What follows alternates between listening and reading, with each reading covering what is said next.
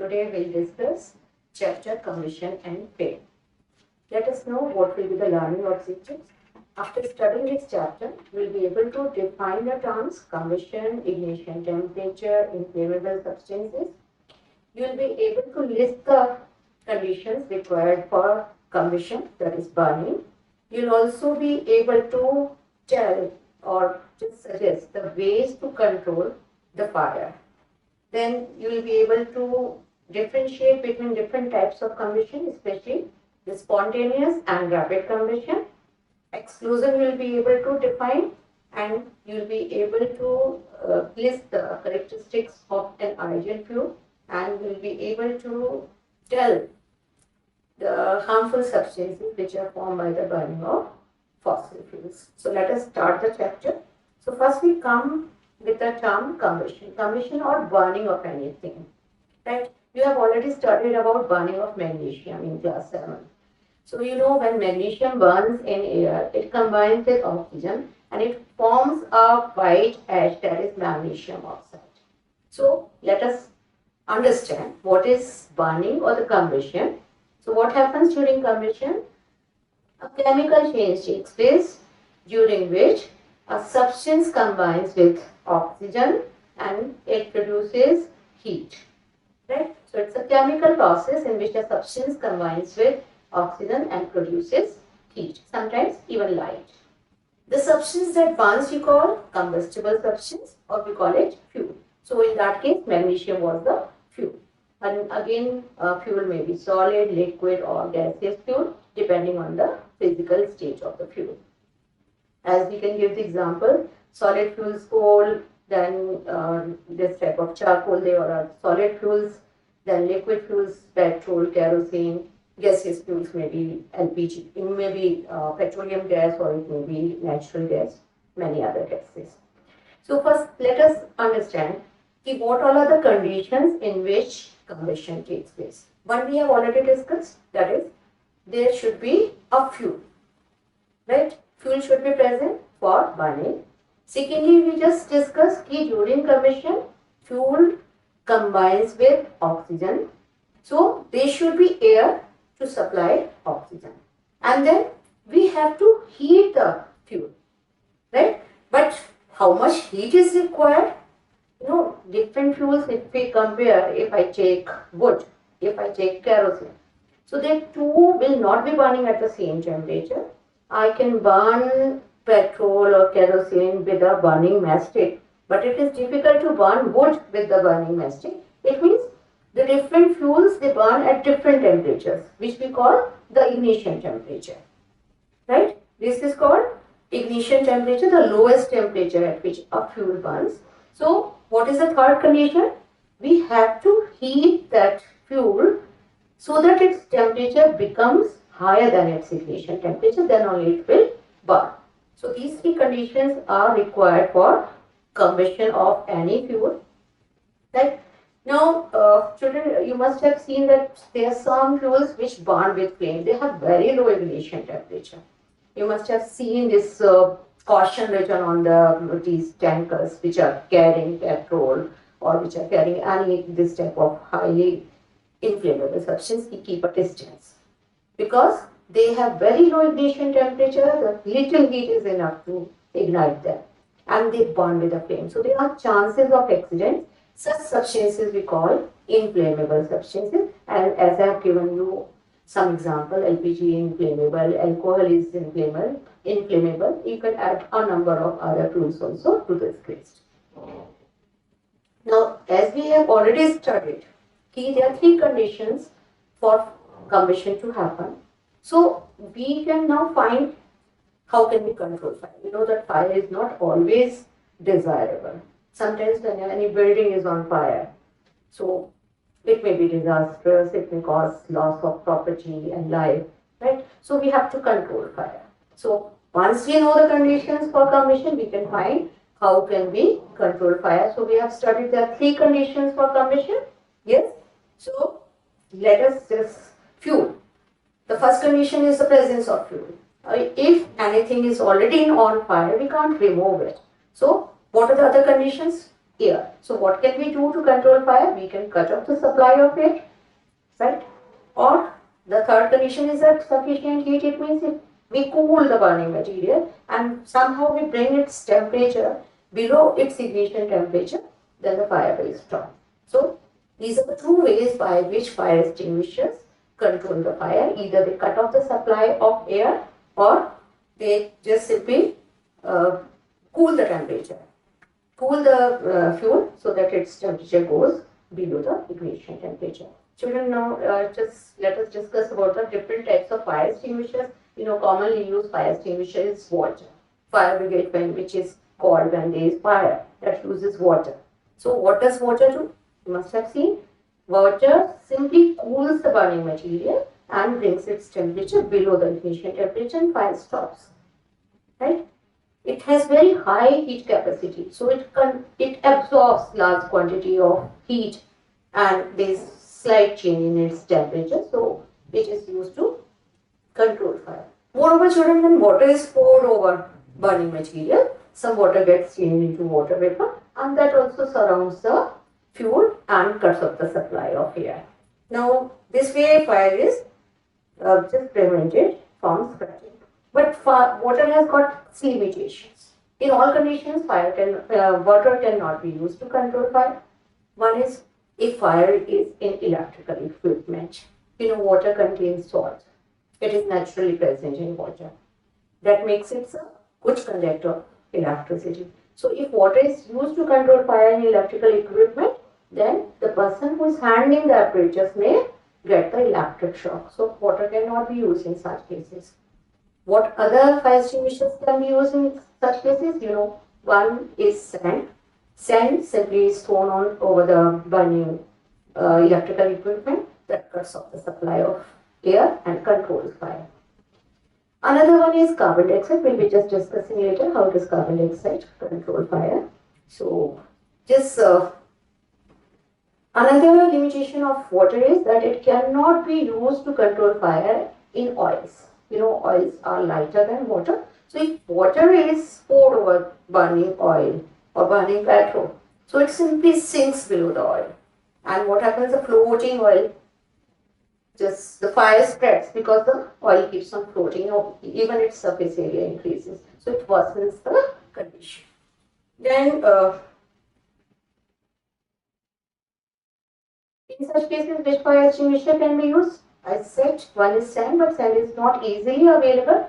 So you must have seen in buildings there are the fire extinguishing devices which use carbon dioxide as the fire extinguisher. Carbon dioxide is an excellent fire extinguisher because it is heavier than air. Moreover, it does not support combustion. So whenever carbon dioxide is directed over the fire, it simply covers the burning material, cuts off the supply of air, and the added advantage of carbon dioxide is it does not harm any person who is handling the electrical equipment. Now the question arises, how do we get the supply of carbon dioxide? So in some fire extinguishing devices, this liquid carbon dioxide is stored. In some you will find there is sodium bicarbonate, white powder, which on heating produces carbon dioxide. So these are the different ways. Now you must have seen all fuels, they do not burn in the same way. Some burn slowly, some burn rapidly, some burn on their own, and some burn with explosion. So there are different types of combustion. The combustion may be rapid combustion if the fuel burns rapidly, produces large amount of heat and light. So the combustion of LPG, petrol, diesel, this falls in this category. Children, you have already studied one type of combustion, this phosphorus. If it is exposed to air, it starts burning on its own. Forest fire, when during the summers, because of the intense heat, the ignition temperature of dry leaves, grass, that is attained, and they start burning, and soon this fire spreads. So this type of combustion which happens on its own, where no external heat is supplied, we call such combustion the spontaneous combustion. Again, the examples maybe that I have already given you two examples: the burning of sodium and potassium also. falls in the same category. Then another type is explosion. When you burst firecrackers, right? So it's not only heat and light, sound is also heard. It's because when a fuel is burnt in a confined area, so when it burns, it produces light, it produces heat, and the gases are also produced. But the large amount of gases in that confined area makes that container burst. As a result, the sound is produced. So this type of combustion in which fuels burns suddenly and produces large amount of heat, light, and also sound we call explosion. So these were the different types of combustion. Now we come to, you must have seen some fuels, they burn with flame, whereas other fuels do not burn with flame. Wax. Always you must have seen wax candle. It burns with a flame. And if you compare the burning of this with coal, it doesn't burn with flame. Initially it may happen, it produces flame, that could be because of the volatile impurities, but later you will see it does not burn with flame. So only those fuels which change into vapor on heating, they burn into flame. They burn with a flame, right? Actually, flame is a reason where a gas or a vapor burns, right? So flame is produced then only. So all gases, fuels, be it petroleum gas, natural gas, biogas, they all will be burning with flame. But only those solid or liquid fuels will be burning with flame which change into vapor on heat. Now let us see, you must all have seen the burning of wax candle. So wax is the fuel here, and all of you can see in the diagram here, when wax candle burns, you can see three zones. Okay, the innermost zone is black in color, which is just next to wick, which surrounds the wick. That is black in color, right? Surrounded by yellow-orange zone, and the outermost zone, which is mostly not visible, but if you just look at the burning candle in a dark room, you will be able to see a faint blue color zone around the yellow zone. So there are three zones of candle flame. One we say is the innermost zone, which is black in color, which is black in color, innermost. Second is yellow orange zone.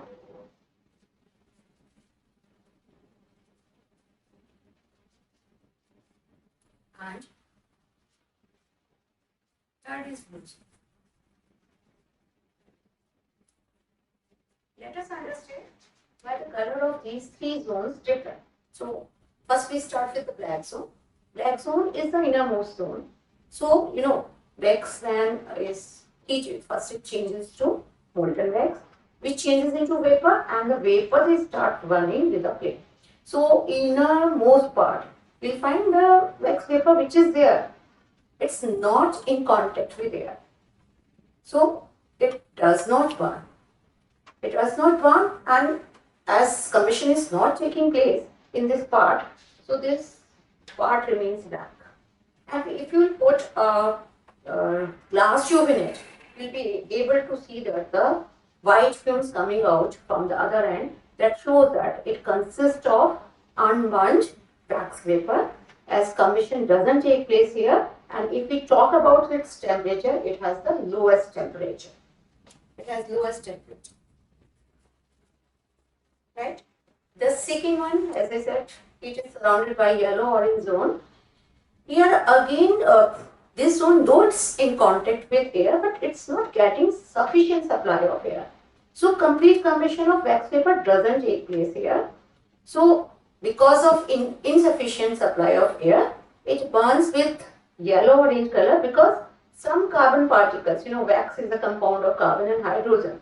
So because of insufficient supply of oxygen, some carbon remains unburnt. And these unburnt particles, they actually start glowing in this part of the flame, making it luminous. That is why orange yellow flame is part of the flame is also called the luminous zone. Right? So here the incomplete combustion taking place. In the black zone, no combustion is taking place. In yellow orange zone, there is incomplete combustion of wax vapor taking place. And blue zone, if we talk about, this part, in this part, the wax vapor are in direct contact with air. So complete combustion of wax vapor takes place. As a result, the fuel burns with blue flame. So highest temperature will be in the blue zone. So if you have to heat any vessel, so you should always keep on the tip of the flame, because the highest temperature will be there because of the complete combustion of fuel. So this was about flame.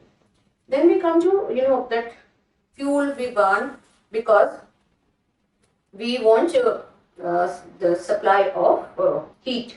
Okay, so there are certain characteristics of fuel. So one is that it should be easily available. At the same time, it should be cheap. It should burn with a moderate rate. Its ignition temperature should not be too high or too low. It should be easy to store, and moreover, it should not pollute air. And as we are heating or we are burning the fuel to supply heat, so it should produce large amount of heat on burn. How do we compare the different fuels? Actually, we use a term called fuel efficiency, that is calorific value, which just simply compares the fuel efficiency of the fuels. We just simply measure how much amount of heat is produced by burning of 1 kilogram of fuel completely. That gives us calorific value. So this way, by burning that unit mass, that is 1 kilogram of mass of different fuels, we can just measure how much heat is being produced. As a result, we can compare. One which is giving the largest amount of heat on burning will be the best fuel. So this way we find hydrogen gas has the highest calorific value, but it has got its disadvantages. So, but we can always compare the fuel efficiency on the basis of the calorific value. Now, when fuel burns, and especially when we are talking about the fossil fuels, when they burn, they produce some harmful substances. As if fuel is burned and it is being burnt in a closed room, then especially coal.